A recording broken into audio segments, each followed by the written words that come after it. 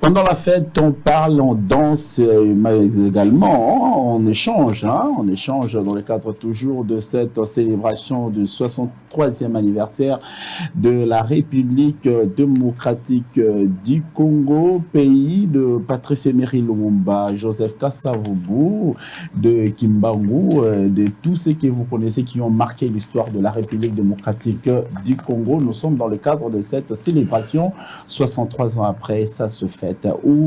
D'où vient la République démocratique du Congo, on s'est trouvé et où allons-nous dans ce pays, dirigé actuellement par Félix Tshisekedi Tshilombo. Sur ce plateau spécial Lipanda, vous avez vu les politiques défiler, les religieux, vous avez vu le juriste mais également défiler, mais pour en finir en beauté, nous avons choisi pour vous Babi Ndombe Baby Black, c'est comme ça qu'on l'appelle. Avec lui, nous allons parler. Il fait la pluie et le beau temps. Il fait la pluie et le beau temps de la musique congolaise aux côtés des grands. Mais qu'est-ce qu'il représente aujourd'hui et comment il voit la culture congolaise par rapport à la musique évoluer 63 ans après avec nous. Babi Ndombe, toujours, nous partageons ces mêmes plateaux avec le directeur général du groupe de presse Bossolo, qui aujourd'hui, il s'est transformé. Il n'a pas sa tenue habituelle. Il reste. Israël Mutombo, bienvenue encore une fois de plus. Bonne fête de l'indépendance. Et aussi Jude Kalombo, qui est journaliste, reporter au sein de la chaîne Bossolo, avec vous, Babi Ndombe. Nous allons essayer un peu de changer de manière un peu calme. Qu'est-ce que représente la culture congolaise aujourd'hui, la musique congolaise, que vous avez vu le Kale Jeff chanter, vous avez vu les Pépé Kale, le Franco Lombo Makadi, les Madilou, les Abeti Masikini, vous avez vu tout ce monde-là qui ont défilé, qui ont fait leur temps. Mais aujourd'hui, 63 ans après, comment allons-nous placer la musique congolaise? Merci d'abord, merci de m'avoir accordé la parole.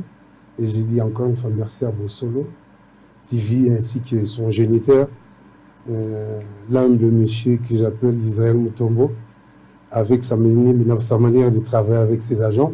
Je trouve ça la même avec Christian Lusako, que je salue aussi en passant. C'est comme ça qu'on doit être. La tête, quand tu as des responsabilités, ça ne veut pas dire que tu dois être au-dessus de tout le monde. Tu dois partager ta passion et l'amour fraternel et surtout la vie que nous passons, surtout ici à Kinshasa, que vous savez comment elle est. La musique a beaucoup changé. La musique a beaucoup changé, mais la musique nous a apporté beaucoup de choses. Nous le savons très bien. On a parlé du pays, mais la musique a toujours été là. En 60, quand les vieux comme Lumumba, des Kasavubu, des Boboliko, des Mobutu, quand ils parlaient de l'indépendance du pays, la musique était à côté. Mais aujourd'hui, je vous dis sincèrement, on fait en sorte que la musique ne soit plus à la place qu'il avait, à la place qu'elle avait occupée avant. Je ne sais pas pourquoi, et je me demande des fois, et on a tout presque fait, on a tout presque réaménager, mais c'est seulement la musique qu'on n'a pas essayé de donner des gens qu'il faut, la place qu'il faut. Surtout des ministres comme un ministre qui peut avoir l'image, qui sache, qui a la notion, soit, qu'est-ce que je peux dire, qui connaît bien ce métier. C'est ce qui nous manque aujourd'hui dans nos pays, la politique de la musique. Parce que nous, on est là, on fait beaucoup de choses pour égayer le monde, pour distraire. La distraction, c'est pas seulement mauvais. On est obligé de travailler, mais à un moment, faut se distraire, faut se désaltérer, il faut un petit loisir. La musique est là pour nourrir et bercer des gens après le travail, après beaucoup de choses, après beaucoup de réflexions, pour adoucir un peu la tête. Mais aujourd'hui, c'est pas vraiment le cas avec nos dirigeants. Mais je souhaite que ça change, je souhaite que ça continue à être comme était dans le temps avec nos vieux Taboulay. Je ne dirais pas, vous savez comment mon bout était avec Luambo, avec Taboulay, avec des Sosolis. Donc aujourd'hui, ce n'est pas vraiment le cas. 63 ans après, musique a un peu évolué, de Israël Mutombo. Si, d'ailleurs, par la même occasion, En fait, à chaque fois, on a une référence à ma texte. Je voudrais plus tant au solo, là, tout solo, ma texte, 63 ans après, Nini Bakomi. Parce que Banzemboto, c'est que l'indépendance, tcha-tcha, table ronde, tout ça. Et la texte. Texte, de faire vivre. Tant que l'artiste ne meurt jamais, et ça répond à mon côté. Et ça texte, la chanson anthologique, historique, aux alités, au continue. Je pense qu'il faut tout analyser, 63 ans après, l'évolution de la musique par rapport à Bampakandenge Bakomaka. Bino boyembeli loketo, bino boyembeli basi, bino boyembeli bozui, boyembeli mbokate. Rare des fois boyembeli mboka il faut mbongo. Pe banzembo na bino ngoya bakour toujours. Alors que batata bayembi banzembo de génération en génération so moto yoki yango ils ont continué pour ça. Et l'ingolo bakeba bazaki na patriotisme ko le kabino. Qu'est-ce qui fait que o bino bozo mbela mboka ils ont yo kanate? Et puis les lots, même ceux qui vous allez être victimes, il y a un acharnement, ils ont les gars à niveau et à poto. Et ça, juste autour de ça. Comment vous allez pérenniser la tente où il y a Mboka et qui peut défendre Mboka. Musique, la vie a apporté Nini dans Mboka 63 ans après. Musique, la vie a apporté moi, Bilou Bébélé, par rapport à ce que nous avions fait. Bango, Bassala, Bébélé. Bassala, Bébélé, parce que la vie toujours sur ces alas. Il faut dans la place où on peut épuiser. Source wana éthique alors toujours jamais ba ko connaître sa source nan zelo fleuve ezozoa ezolandala misusu tolia motuté. C'est comme ce côté là, c'est comme ce zoa mo, ou c'est comme ce qui est tout droit. Les années on a vie à musique tout ça. Bato basala quand on bazana na réflexion mo patriotique par rapport à Bissolino, c'est pas tout le monde là patriote. Nous sommes sur la musique pour lire, pour avoir quelque chose pour qu'à visibilité ba mon ba ebe. Ok, ça, le contraire, il y a pas peur dans biso. Ou soit dans biso, bah monsieur souhaite au lit moka. Mais même sur la disponibilité, bah moins ils ont empêché pour ça. Les on se dit bah perdre ça là. Mais l'évolution de biso dans la musique, il nous a pas plus business d'économie et comme la valeur par rapport à la perdre dans biso. Business à musique et comme la valeur. Alors si aujourd'hui il est comme Moroboui, la BCN c'est exemple, même à ta football, même à toujours mais le métier tout va tous en au quotidien business et change à avoir connotation bataille sous valeur plus de bataille plus qualité et puis na au baloa na l'engamis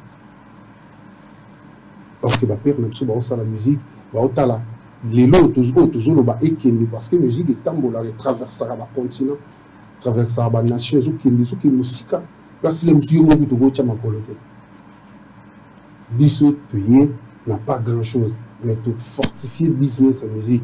Pourquoi grand chose dans notre amené? Parce que bah texte minute komara et nous takala na ipso le roman na maman mabe na kinagi na banze mo alombo azwemba na beli estomac na beli moto pour na bolingo là ngai peut tant que réfléchir tant que moto na zo rechercher na ça ba recherche la musique na ba parole na épuiser mais na pesi ngo mélodie mosusu. Si mami koloba kotonga kamisi pona bolei oyanga munganga kote pande malade hypertension so bayali si bayamba estomac donc si ba kolo bayamba ninga la passion ka esprit mosusu ça dit vous l'avez bien créé on va si savoir na bino kaka savoir mais vous épuisez plus na makambo ya la ezala parce que lelo ba texte mingi ba kolo pe oui, moko ba incriminera biso pe pour rien. Balo biso na tengi bêtise mais surtout totali na sima ba kolo ba imba grave. La bêtise ezali. Donc quand il a bêtise. Dans chaque génération ba dérapage ezala. Na koye biso to za mokolo za mbiaka oyebi nini l'essentiel est la colonne. On dit par exemple ba vocal les alliés. Ba oyo mon petit ba vocal etikali anthologique et puis si ba to espoir de génération ba se servir dans mot. Vous avez influenceur. Par exemple, le vocal Oyemba qui a Béa Bosso, 1 minute avant la vie. 1 minute avant la mort. C'est quoi Personne n'a zangi à Lingaka Béa Bosso. 1 minute avant la mort, c'est toujours la vie. Bakalomina Bino, Nalemba, Nabobari, Numi, Atanas Vilelotelobi, Nakozwa. Carlos Salomon, Clément Casta, il m'a valé. Moi, na kati wana, Et là, on a apporté les trop non, la musique. Il a 1 minute avant la mort, c'est toujours la vie. Non, on a comme on c'est souvent attendre 1 minute avant la mort, c'est toujours la vie.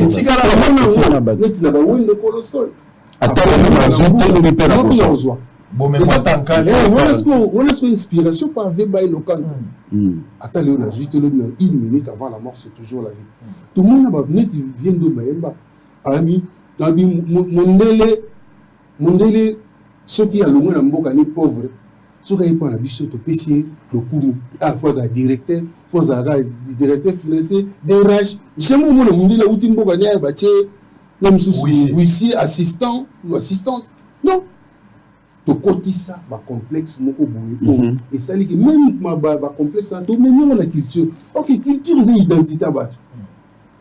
Quand vous détruisez la culture, vous détruisez un peuple. Alors, mais justement, ceux qui pensent, pour vous remettre la parole, Bato Bazo Kansake, 63 ans après, Bino Bosundi Mbogate, pour l'année, Boembeli Mihibi. Bato Bazo Bomamboka, ce sont des politiques. Bino Bogéragate, mais vous avez influencé, vous êtes devenus amis de musique, des musiciens, amis des politiques, vous les musiciens. Olobi Amakambo Luambo, Olobi Jeff Kali Bazagi na Mobutu. Je suis tout à fait d'accord. Mais Luambo Tabaoli na Mobutu soit à côté studio Azobete Bambodi. À bras ouverts. Ce n'est pas le cas avec Bino. Bino Bozo Mbela Mibi, Moutaza Mouibi na kati ya société Bogo Mbelaye. Il y a un moment à un certain moment, la population a commis la méfiance vis-à-vis de Bino. Bozala qui ba modèle, ba eba qui na simana Bino. Ceux qui bolobi et loko, boko qui contraindre la politique pour orienter politique na bango na bénéfice de la population. Au contraire, bato ba yi bo interpeller bango na banzembote, bo accompagner bango de baza ba pire vieux jusqu'à aller bo pesi bango na électorat. Bino bato pesi bango électorat, ça na ba mususu, ba vota bango ka po babia yembaka. Mutu X ou Y a yembaka. Israël, Papa Sango, vous en a raison. Nous appelons à tort. Pourquoi? Yo politicien, ou tout sali mafia no yibi. On a Gilles Lingé, c'était pour les Bamuto et Rotika Mosola, Ibaki. Muto et Ngane, n'a osa Moussalanga. Yo, tout le nom de la vérité, papa. N'est tout le baralilo, hein. Bazo empêcher biso tout ça Moussala. Si ba empêcher nana ça Moussala parce que Moussala na les amis qui Moussala mo quelqu'un. N'est pas joueur. N'est tout le politicien Moussou, tout le monde a battu ça. Mais ici à Zouani, mais ici à Zouani, c'est là-bas foutaillé. À ça Moussala, ils en dit avocat bon, simple. Monter votre camp, tout le monde a tué. Azan droit aux avocats. Si on a droit avocat. Pourquoi biso to robeta Moussala, soit to compter ou soit to yembe le moto ayiba. Nga mon atinda gaïb. Sois sérieux, papa. Sois des hommes, sois humains. Toi, tu peux m'empêcher de faire mon boulot parce que moi, j'ai chanté une personne. Je ne sais pas d'où il a soutiré l'argent. Qu'est-ce qu'il a? D'où il a pris ça? S'il a volé, il n'a pas volé. Qu'est-ce que moi, j'ai à faire? Si on me l'apprend, moi, je pourrais dénoncer. Comme je ne savais pas. Donc, on a évité de me que mon matou, tu as dit que mon qui coule, pour ne pas venir, pas bon au Congolais. Que la somme qui mon qui a une place à somme de côté. Hein? À somme, il somme pas banni le ministère, mais il a son habité. Parce qu'on a eu l'origine de ça, ils sont Kagaba Sengi Mbela, non, bon, est-ce qu'on te passe ma limite? Non, on a Kagame, mais tu mon peuple. C'est démontré. Papa Kagame a lobby, ceux qui n'ont pas l'anda Congo, ils allaient parce que ma béni n'a plus ça pour la foule à récupérer. Donc, nous avons besoin de discuter avec le Congo. Lazare, tu vois, oui, n'a comment la réserve, on a le bâtard, s'il vous plaît. Vraiment, je suis désolé. Les années tuyaux, sans le lobby, le lobby, ça bien aux ânes, va parler de vendre, moi, moitié parler la maison à la ah, période, dit moi. Yo, tout la chose, ceux qui m'ont bondi, les alliés caméraman, tournant. Oui, ils m'ont bondi, ces alliés. Pour l'ennemi à se prononcer. L'ennemi à se prononcer. Mais pour enfants d'abord au karaté, pour comprendre grandeur et problème. Pour enfants d'abord vous discuter pour rien. Pour rien vous discuter. Nous sommes musiciens. Naïwana, na bête musique parce que Kagame a Singapour. Mais non, on s'en a. Mais tout ça, les politiciens, ils travaillent la connivence de Kagame. Si vous sanctionnez, bon. Tous les politiciens, oh, limite à Kagame, Kagame, Bazali, na Congo. On a pour la politique, mais on va quand même. Tout ça, la politique, on a beaucoup. Va changer la loi pour l'image, pour la grandeur, pour la longueur. Taille sur mesure. Taille sur mesure. Comprends? Tout ça, la politique. Est-ce que va empêcher bango ça ou ça? Est-ce que va pimer la bango pour mettre un concert? Pourquoi vous empêcher là? On a dit ça va dans la musique. Si on doit apprendre là qu'il y a soit approcher là net là. Sango. On va vivre tout batanga. Les bango. Les bango tant on a ballon bata passe bango presque tout. Bana là. Tout putain na rambo tembo te les cas. Les soutenir tous à la paix. Ma bosse à danser pour les gars. Tout le monde a danser par rapport à lui. Mais tout le monde peut éviter ma vie. Monsieur peut monter dans le le gars nous qui pété. Oui, oui, que ça. Ah, ils sont les comment vous m'avez. Comment? Maintenant, la route on va pour monter. Bah parce que tout. La solo là, là, bah. Mais ça, moi, ça me soucie dans la benne. Depuis moi 5 chabas, moi 10 chabas, je me contente de ce que j'ai. Moi, vous encouragez ces femmes. Babindombe, Baby Black. En tout cas, ça l'analyse moi bien. Ça l'analyse moi bien. Il y a comme un musicien, Azar au télémélelo, ils ont ma B, ils ont contribué à Bomambo Kanaï. Donc ça c'est vraiment quelque chose à encourager. Mais lorsqu'on est bas, et là on est des bino musiciens, vous voyez que ça là, on a remonter quand même pente. On a dénoncer ma B. Attends que vous baraté, on vous amène comme ça, bah il y a un bon matin, mais qu'est-ce que vous pouvez faire? Parce que le Luambo, le Madilou, le Joski, le Ndombe au Petum, bandeka koye banyo sauté mais andeko dénoncer ba fait des sociétés mo que oyo za mabe to télémeli oyo qu'est-ce que vous pouvez faire ça? Ah ouais KBS là je parle de vous en général et naebi za na nzembo netinga non le dénoncer non la lobate pour na relaxer ki nazo lobama nazo loba pour na ko dénoncer mutu mu batu bas mais za na bon mo nazo nzembo Dieu est amour na bi za bolingo zali nzambe de mutakela et là on est sanga na to kabwana. Parce que nous sommes tous les outils.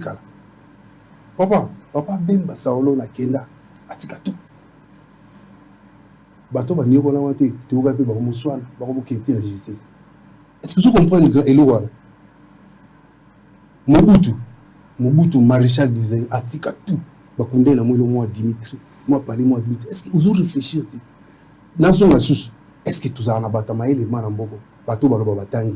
Pour na diplôme pour avoir facette intellectuel, parce qu'intellectuel, c'est une personne qui vient pour changer les choses, qui vient donner de l'importance à ce qui n'était pas important. De donner la position d'une personne qui va arranger ce qui n'a pas été arrangé avant, de réorganiser. Un intelligent, c'est lui-là. Toi, tu es un intelligent, vraiment, tu es sûr? Mais tes diplômes, ça fait quoi dans ces pays? Tes diplômes, tu parles de diplôme doctorat. Et puis bon, sans son, moi, ma vie, moi, avec un coopérer qui doctorat. C'est quoi ça? Sans vergogne. Babindombe, est-ce qu'aujourd'hui, la musique congolaise est stable? Parce que l'image Nabiso, il y a Moka, ils ont vendu à l'extérieur par rapport à la musique. Les Lorumba continue le patrimoine universel, hein? Il y a UNESCO. Parce qu'il y a eu quand même quelqu'un qui a vendu une bonne image. Il y a la musique. Est-ce que Lélo, qu'est-ce que nous pouvons faire pour la Lélo musique et Bunda et la qui c'est image à Malam Yamboka? Notre musique bas, on est parmi ceux-là, donc on vend notre pays. Aujourd'hui, je peux dire aussi des sportifs, des athlètes comme des basketteurs, des footballeurs, mais nous vendons bien notre... C'est là, il y a des problèmes. Mais j'ai dit la musique là que nous faisions aujourd'hui, ils ont été Kamboka, Kolekana politique. Musique, parce que nous sommes la musique. Polémique, non, polémique, ils ont raté la musique, même la poto. Le problème, ils ont la polémique, mais surtout, il y a un moment qui vous monétiser même politique. Est-ce qu'il n'y a pas comme vous, si tu es dans mon bout de bateau, est-ce que tu es dans la Djalélouli, c'est tout ça dans le que Moutoumou va comme ça à mettre Nimi. Mettre Nimi à la danse. Maître Vouma, Mouza Karibo. Est-ce que ça l'a dit? Nous allons pas mon bout de tout le monde a mon bout de tête à au finger. Nous sommes le pépère de ma finger. Sur le long de pèse ma finger. Sur le long de ma tinda ma finger, il va quitter ça. Il va vous valeur nos soutiens. Pourquoi comme ça? pourquoi tu wengetiser les politiques? Sangara politique, comment? Blaise éléments politiques, comment? La politique, Bazali, Bajiba politique, Bazali. Politicien, nous, on a 1000 fois, à ça, la discours, on a mal envoyé politicien. Mais, car, il y a un plateau à Bossolo, ça va discuter. J'ai calme, peut-être. Que comprenez-vous sur le concept ou les vocables, les musiciens de la 4e génération, et qui sont les... Donc, qui sont ces musiciens-là? Moi, en fait, je ne sais pas comment les identifier. Comment les dire. Je ne sais pas comment ça se passe. Je ne sais pas comment vous faisiez pour connoter ça, pour dire que lui, il est de la première. Moi, je ne sais pas. C'est à vous, des journalistes, de nous dire qui est première, qui est deuxième, troisième, quatrième. Non, parce que c'est un... Moi, Vous êtes du domaine? Oui, je suis musicien. Pourquoi je dis ça? Vous êtes de quelle génération? Vous êtes de quelle génération? Moi, je suis de génération Wenge. Génération Wenge. De quelle génération? Génération Wenge, 4e ou 5e génération? Je suis du génération Wenge tout court. Parce qu'aujourd'hui, si tu me demandes, tu es de quel projet, je dirais, je suis Congois. Je te dirais pas ma province, pourquoi? Qu'est-ce que je viendrais dire ma province? Je vais annoncer à tout le monde, je suis des... Si vous militez pour la cohésion, moi je comprends. Non, je ne pas. On dit, tata, maman, moi, nous devons devoir envers son prochain. Et puis, Bible, les autres, c'est que linga moninga no loko. Est-ce qu'il y a linga baninga loko mininga? Parce qu'il y a la air mon avandi. Moi, je suis les émissions politiques. Ne vous trompez pas. Nalandara Bosolo, Nalandara MKBS, Nalandara toutes les émissions. Et puis, Natal a rappelé un commentaire, nous bazo connoté, nous bazo. Et en passant, nous avons salué que bateau n'a pas la bonne autant de émission. Nous avons fumutoto et non cohérent. Quand il part, même si on est autant de thème romantique, il faut comprendre que matière est dans le moutou. Comprenez? Mon frère, que je salue aussi, qui a das qu'on a c'est ça, Christian Bossembe, elle m'a félicité. Toujours sous le bisango na journalisme, na bisango musique. Mais je me suis embêté, je n'ai pas le bon. Mais pourquoi na? Pour la faire un doigt bakouana. Donc parce que la journée na kouana, na ça se comprend, na so bien la place. Donc ça veut dire écoutez un peu de temps au soir à discuter peu tout le temps là monsieur on les mentir nos journalistes non pratiquants maman mabé vous comprenez mais tant on est allé dans une émission non on a partiel à ça une connotation mo quelque quoi ou kangi pembele pour alia non alors on va bondisser ça bondisser ensemble Israël Mutombo. Peut-être qu'on va trouver. Là, il y a un avocat là, maman. C'est indépendance quand même. Indépendance, il faut pétouiller. Peut-être nous avons dit maman a une bien la maison mère. On va terminer avec les concerts et affaires. Parce que actualité. Il y a Wenge. Actualité. Il y a Wenge. Faire un concert. Mon frère. Un petit concert. Il y a Mabé. Il y a Mabé. Faire à Sali ou à quoi on s'en a fait commentaire. Mais maman Mabé, vous avez la maison mère, vous avez la ouéra. Comment qu'il y a souka, vous avez des occasions, bando yaki na maison mère, ma pisa que non débouté. Mali boso. Ba vocal au beti, double zénith au beti, ba biko, tombola loko le sende, le weki. Si vous commis la maman Mabé, où est la tigeli au plateau d'or, vous avez parlé là, au yembi yo, au yembi JDT, au yembi na héritier. Teto mbagingai, Ferré. te faire intervenir à Dio. En fait, Baker, tout ça, l'angaï, kabosé, héritier. Voilà. Alors, c'est comme mélancolie, on a oué, soit qui a kota souka. Mais on est bandé, souka. Ça, non, maman, mais attends, maluma, ya pamba, ya tamundao. Amour, comme kitiko, me manga, na banzelo, na lekate. Olingo, so, wana, pona sila, langwaki, nangayo. Okoma kitiko, la kisanga, banda, pembe, ni mama.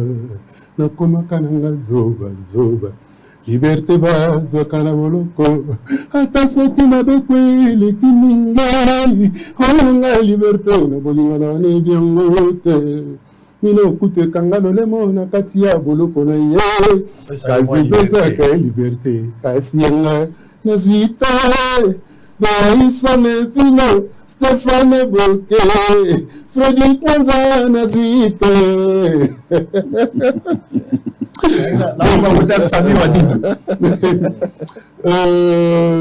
esangani nanga alingi amemanga lisusu bandamba nini biso benini tolekanga na yo te mabe osalanga te nakomaki na nga zoba ya mama mabe na pembe na Tereze Dembo kutu nakomaki tiko salela na pembeni na yo kutu nakomaki tiko salela elili na nga mokozuwa na bondelaki flave dore mpongo akomaki na nga solo zoba mami yalo jani obamerama impératrice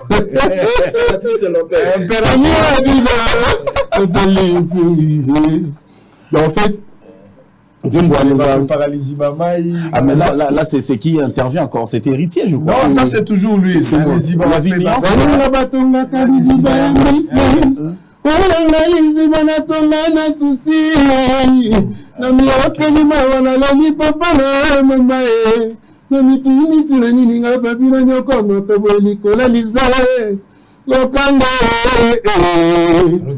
Rocky da Silva.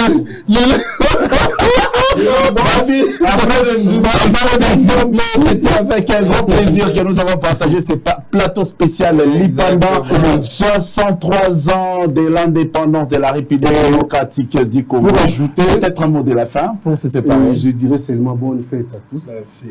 Et la chef de l'État, la Premier ministre, la Kondigno Somboka, la président Sénat, président Parlement, tout Balingara Congo, vraiment sincèrement. Nazo le balisous. Moto alingara sa la biso mabe o aloba ke biso o toujours landa poto luka stabilité ya mbokeza Kagame.